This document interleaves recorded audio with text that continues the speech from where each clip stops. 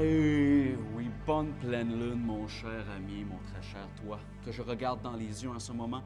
Bienvenue à Astrologie, cette émission qui vient dans ton salon pour te dire comment toi tu vas passer ton avenir grâce à les astres.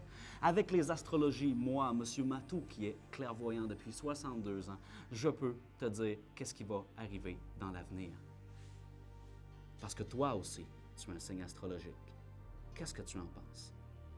Si je lis mon horoscope, plus ou moins. Ouais. Ok, ça t'aide pas plus à avancer dans le Non, ça veut rien dire, je trouve. Ça veut rien dire. Non, ça dit toujours la même chose, mais avec des mots différents. C'est juste ça.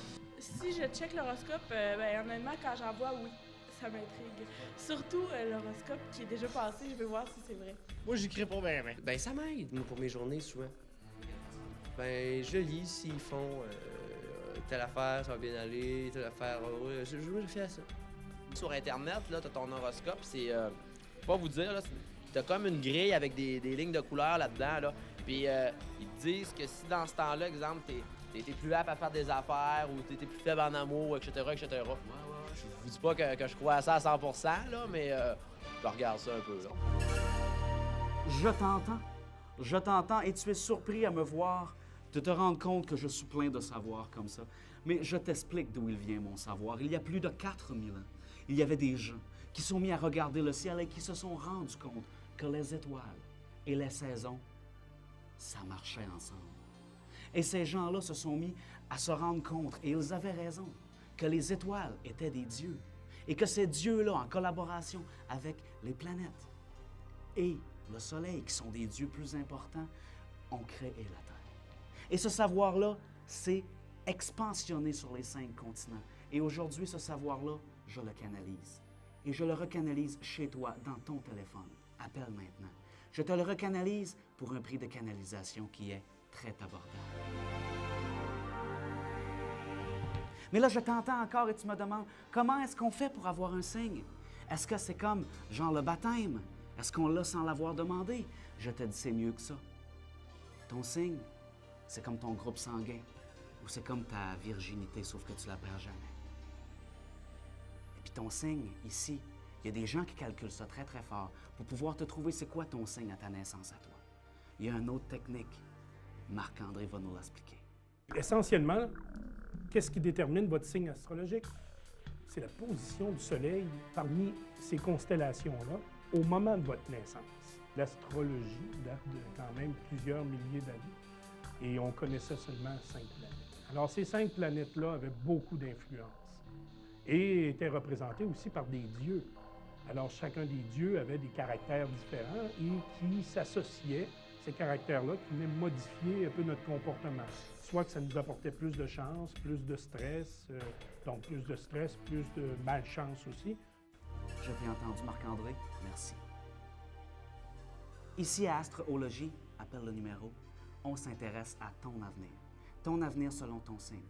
Ces temps-ci, quel signe qui nous intéresse? Le poisson. Le poisson qui est là.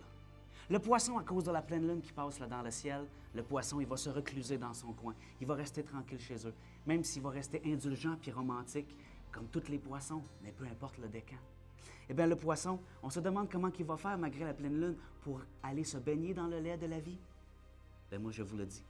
Le poisson, là, il y a plein de monde qui me la demande. La question, je l'entends. Le poisson, 45 minutes au four, avec un petit peu de citron et du persil, le poisson, il va se faire mordre par la vie. Alors, chaque personne a un caractère qui sera associé à un signe.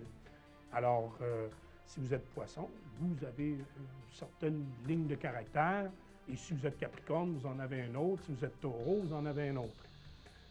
Alors ça, c'est très subjectif, c'est pas tellement scientifique, parce que si c'était scientifique, on pourrait juger du caractère d'une personne et y associer un signe astrologique. Alors, on ne peut pas faire ça. Lorsqu'on dit « Ah, les poissons, ils sont comme ça hein? ». Oui, ça, c'est vrai. On aime s'associer cette caractéristique-là, puis en fait, sont-ils vraiment des poissons? C'est ce qu'il faut se poser comme question. Alors, mes amis, Mes amis, je vous entends, vous essayez de m'appeler. On va prendre un appel, c'est à ce moment-là dans l'émission qu'on en prend un. Alors, il y en a plein ici, j'en attrape un au hasard. Bonjour. Bonjour, monsieur. J'aimerais savoir... Non, ne dites rien, ne dites rien. Vous êtes une femme. Wow, vous êtes fort. Je sais, c'est mon travail. Je vais avoir besoin de votre date de naissance, madame. 15 décembre 1972. Sagittaire. Oui. Et vous aimez ça, les affaires, je pense. Effectivement, je suis maman à la maison. Oui. J'ai brassé un paquet de cartes ici, juste avant que vous appeliez, et c'est votre avenir que je vais tirer dans ces cartes. Oh, on voit un jeune homme, un beau jeune homme basané, que vous allez rencontrer à votre travail probablement, qui va vous faire partir en voyage. Un voyage qui prendra malheureusement les couleurs de l'accident ou de la mort. Mais de cette union naîtra une jeune fille brune. C'est votre avenir, madame? Je sais que c'est pas très réjouissant, mais vous faites ce que vous voulez avec cet avenir. Merci, mais j'ai une autre question. Oui. J'ai entendu dire que mon signe, ça se pouvait qu'il soit pas bon. C'est vrai, ça? Je pense qu'on est en train de vous perdre, madame. Ben non, moi, je vous entends très bien. La technologie. On s'aperçoit depuis 2000 ans, il y a un mouvement que la Terre possède qui ressemble beaucoup à celle d'une toupie qui est en fin de course et qui commence à vaciller. Hein? Alors, la Terre possède ce mouvement-là. Et c'est un mouvement qui est très lent, qui s'accomplit en 27 000 ans. Alors, c'est une très grande période de temps. Alors, depuis 2000 ans, le Soleil a bougé par rapport à certains astres pour nous, mais à cause que la Terre a fait ce petit mouvement-là. Et si vous regardez les dates qui sont données dans les journaux pour les horoscopes, vous allez tout de suite comprendre que les dates pour les Capricornes, le Soleil n'est même pas arrivé en Capricorne. Alors, il y a un décalage. À un certain moment de l'année, le décalage est énorme. Il y a presque 15 jours de différence entre le signe astrologique qu'on nous donne par la date de naissance qu'on a et celle qu'on aurait si on avait pris la position du Soleil au moment de notre naissance. Je t'ai entendu, Marc-André, je t'ai entendu. Merci. C'est ce qui met fin à notre rencontre aujourd'hui à Astrologie. Souviens-toi d'une chose, par contre. Les astres ont toujours été là et ils seront toujours là. Il n'y a rien de plus vrai que ça. Je m'appelle Monsieur Matou et je vous souhaite une très bonne pleine lune. En fait, c'est une pseudo-science, il faut comprendre ça. C'est pas une science qui se calcule comme les autres sciences. Alors, les résultats peuvent être très variables.